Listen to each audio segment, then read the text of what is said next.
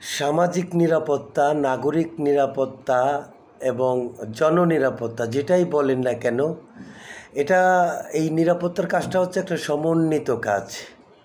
এই সমন্বিত কাজটা কে কী কাজ করবেন, এই ব্যাপারটা হচ্ছে যে সরকার সাংবিধানিকভাবে প্রথমত অঙ্গীকারাবদ্ধ যে জনগণের নিরাপত্তা অর্থাৎ সামাজিক নিরাপত্তা বলয় সৃষ্টি করবেন। সেখানে বিশেষ করে আর্থসামাজিক উন্নয়ন সহ যে কোনো উন্নয়নের ক্ষেত্রে সরকার প্রথম ভূমিকা পালন করবেন। সেকেন্ড যে অপশনটা সেটা হচ্ছে যে জননিরাপত্তার বা সামাজিক নিরাপত্তার দায়িত্বভার রাজনৈতিক দলগুলোর উপরে বর্তায়। কারণ হচ্ছে রাজনৈতিক দলগুলো তারা সাংবিধানিক আইন প্রণয়ন করেন এবং এগুলোকে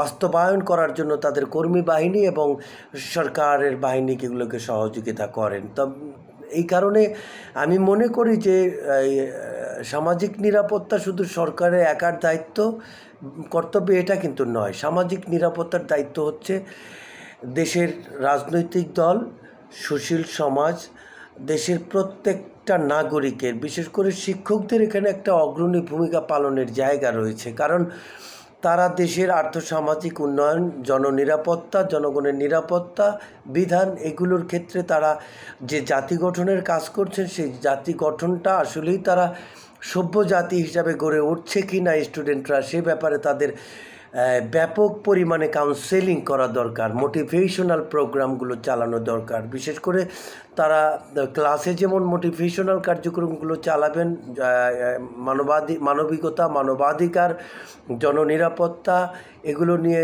তাদেরকে এনকারেজ করবেন, তেমনিভাবে তাদেরকে স্বপ্ন দেখাবে যে একটা সুখী সমৃদ্ধশালী স্বাধীনতা সার্বভৌমত্ব অক্ষুণ্ণ রেখে একটি স্বনির্ভর বাংলাদেশ বিনির্মাণ কীভাবে করা যায় এবং সেখানে প্রত্যেকটা নাগরিকের, বিশেষ করে উদীয়মান আমাদের যে জনগোষ্ঠী অর্থাৎ আমাদের যে প্রজন্ম, তাদের কী ভূমিকা রয়েছে এগুলোর ব্যাপারে অবশ্যই শিক্ষকদের একটা বিশাল বড় দায়িত্ব এবং কর্তব্য রয়েছে। কারণ হচ্ছে তারাই হচ্ছেন একমাত্র প্রোডাকশন হাউস যেখান থেকে জাতি গঠনের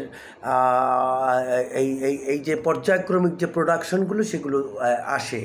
অর্থাৎ স্টুডেন্ট থেকে যারা বেরিয়ে আসেন কর্মস্থলে, তাদের মানবিকতা সব কিছুই শিক্ষা হয় শিক্ষা প্রতিষ্ঠানে এবং সেখানে কর্তব্য, দায়িত্ব এবং কর্তব্য রয়েছে, গুরু দায়িত্ব কর্তব্য রয়েছে আমাদের প্রফেসরদের, আমাদের শিক্ষকদের। So be careful everybody.